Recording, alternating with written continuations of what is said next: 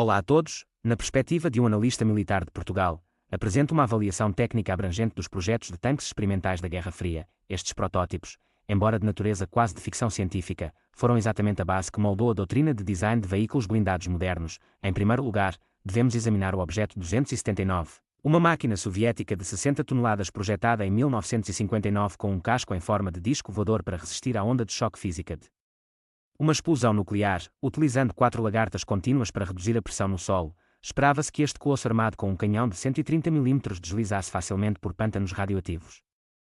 Do lado americano, o projeto Chrysler TV-8 de 1955 foi um desafio de engenharia ousado, colocando todo o canhão de 90 mm, o motor e a tripulação dentro de uma enorme torre em forma de cápsula montada sobre um chassi leve. A variante mais extrema deste projeto propunha a utilização de um reator nuclear em miniatura. Mas isso foi classificado pelas autoridades competentes como demasiado perigoso para produção em massa. Na década de 1960, os soviéticos continuaram a testar o objeto 780 de 50 toneladas, armado com um canhão de 125 mm, onde o motorista se sentava diretamente no centro da torre rotativa, e não no casco. No entanto, este sistema causava uma desorientação espacial extrema à tripulação durante as rotações da torre. A mentalidade de eliminar a torre para maximizar a blindagem e minimizar a silhueta também foi aplicada pela Alemanha Ocidental na década de 1970 com o protótipo VT-1-2 de 43 toneladas.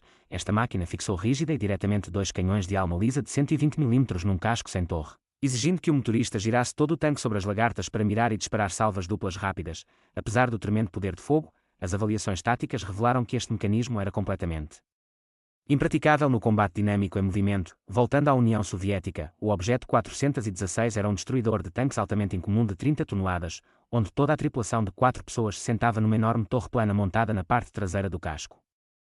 Embora equipado com um canhão de 100 mm, o perfil era tão baixo que o motorista mal conseguia ver sobre as placas de blindagem frontais. O Reino Unido também contribuiu com o protótipo FV-440 Contentious, um caça-tanques leve e transportável por via aérea.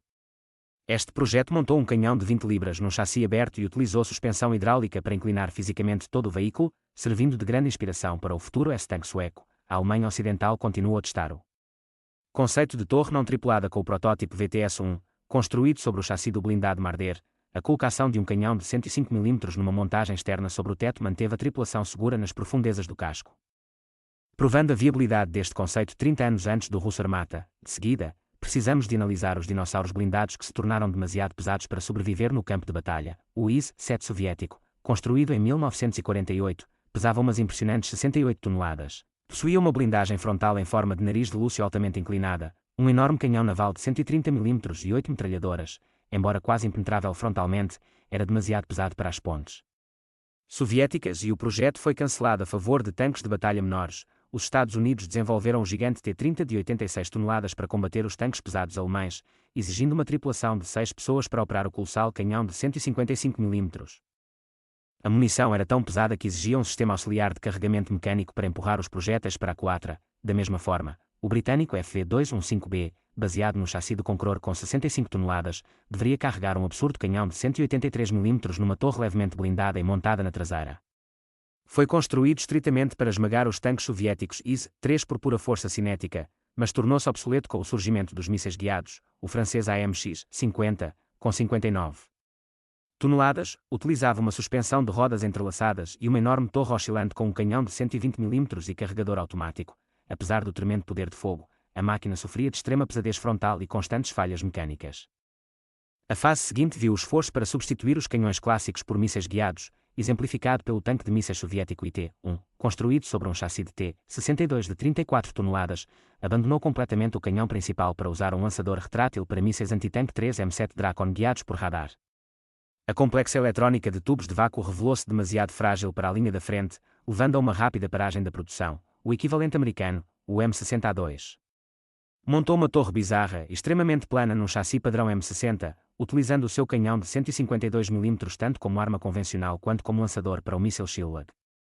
As tripulações chamaram-lhe Starship devido à sua eletrónica excessivamente complexa e propensa a falhas. Os engenheiros soviéticos tentaram criar a silhueta mais baixa possível com o objeto 775, resultando num tanque panqueca com uma torre completamente achatada, armado com um lançador de mísseis de 125 mm.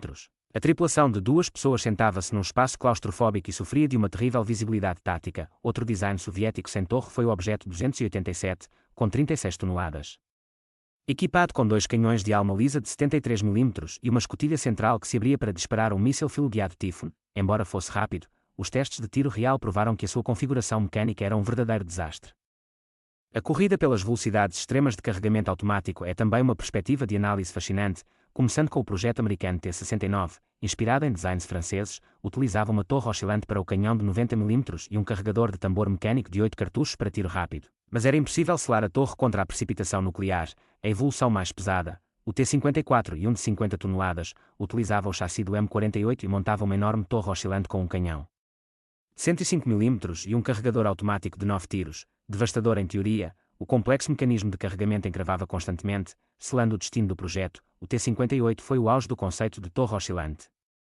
Montando um canhão automatizado de 155 mm numa colossal torre inclinável, com mais de 60 toneladas, a pura massa da blindagem oscilante forçava o anel da torre até ao seu limite de ruptura. Em França, o protótipo AMX, 30 Acre de 36 toneladas tentou substituir o canhão padrão por um de alma lisa de 142 mm para disparar mísseis supersónicos guiados a laser. Os elevados custos e a forte concorrência de mísseis filo-guiados mais baratos e fiáveis mataram o programa. A cooperação transatlântica também enfrentou um amargo fracasso com o projeto multibilionário MBT-70 entre os EUA e a Alemanha Ocidental. O design apresentava uma suspensão hidropneumática e colocava toda a tripulação de 3 homens na torre, com os EUA a optarem pelo sistema de canhão-míssil de 152 mm e os alemães a insistirem num canhão convencional de alma lisa de 120 mm. Barreiras linguísticas e o aumento descontrolado dos custos arruinaram a aliança em 1969. Mas a Alemanha utilizou os dados da pesquisa para desenvolver o lendário Leopard 2. O protótipo Leopard 2K de 50 toneladas possuía uma torre arredondada e altamente inclinada, e um canhão automático de 20 mm controlado remotamente no tejadilho para repelir helicópteros de ataque, evoluindo depois para o Leopard 2 de blindagem angular que conhecemos hoje.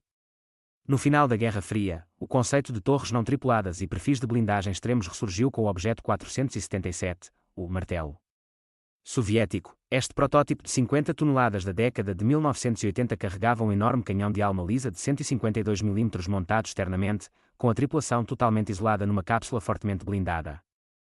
Sendo o precursor direto do moderno T-14 Armata, o objeto 195, com 55 toneladas, era o fantasma russo do final da Guerra Fria, possuindo uma torre completamente não tripulada com um canhão de 152 mm e um de 30 mm, mas foi cancelado porque a economia russa em colapso não podia arcar com os custos. No Reino Unido, o Schefter 900 de 56 toneladas era uma atualização pesada destinada à exportação, coberta com a antiga blindagem composta Schoben, que influenciou significativamente a disposição da blindagem do futuro Challenger 1. A Alemanha também testou a viabilidade de canhões pesados em veículos sobre rodas com o Radpanzer 90 de 30 toneladas, montando a torre de um Leopard 1A3 no enorme chassi 8x8. Estabelecendo as bases para o moderno sistema Boxer, paralelamente às máquinas pesadas, outra escola de análise priorizou a velocidade e a agilidade em detrimento do aço espesso. O SPIC da Alemanha Ocidental foi um microtanque de apenas 6 toneladas desenhado para reconhecimento, equipado com um canhão de baixa pressão de 90 mm para combater tanques leves soviéticos. Mas a sua blindagem fina como papel tornava-o extremamente vulnerável ao fogo de metralhadoras padrão. O protótipo RU-251, de 24 toneladas, desenvolvido para substituir o M41 Walker Bulldog, atingia os 80 km/h com um canhão de 90 mm, mas perdeu o contrato para o caça-tanques sem torre Cannon Jagdpanzer. O projeto americano HSTVL de 20 toneladas concentrou-se na alta capacidade de sobrevivência com uma blindagem extremamente inclinada e um motor de turbina a gás.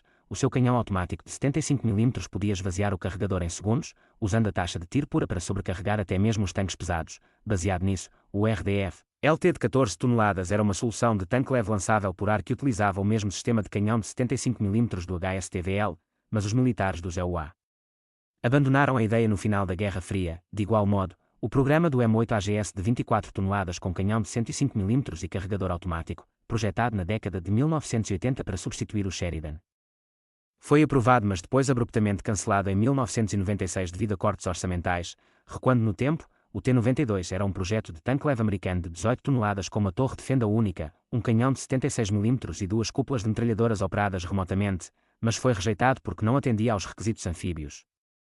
Este período também viu armas de ficção científica tornarem-se realidade, como o tanque a laser soviético, construído sobre um chassi de T-80 de 40 toneladas. Substituiu o canhão principal por um enorme sistema a laser de rubi de estado sólido com múltiplas lentes. Esta arma foi rigorosamente concebida apenas para queimar os sensores ópticos e as retinas dos atiradores inimigos. O Taran, ou Objeto 120, foi o melhor caça-tanques franco-atirador soviético, Pesando 30 toneladas e armado com um canhão de alma lisa de 152 mm com um tubo de mais de 9 metros de comprimento. Os relatórios balísticos indicam que esta máquina podia disparar projéteis de energia cinética capazes de penetrar 290 mm de aço a uma distância de 2 km. O americano T-95 de 38 toneladas atuou como plataforma de teste para o canhão de alma lisa de 90 mm, possuindo a primeira blindagem composta. A minha pesquisa indica que esta foi a primeira pedra no caminho para as munições avançadas que estão a ser proeminentemente utilizadas no tanque Abrams hoje em dia, por fim.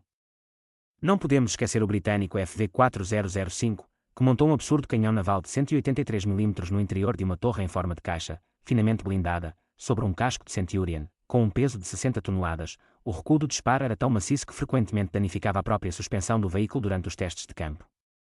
Um total de 36 máquinas, desde as experiências alemãs com canhões duplos até à ótica laser de cegueira da União Soviética, nasceram no contexto em que os engenheiros foram forçados a preparar-se para o fim do mundo, sob os olhos de um analista militar. Embora estes protótipos nunca tenham sido produzidos em massa, foi a mina de ouro de dados inestimáveis das suas falhas mecânicas que forneceu as bases sólidas para todos os sistemas de tanques de batalha principais modernos da atualidade.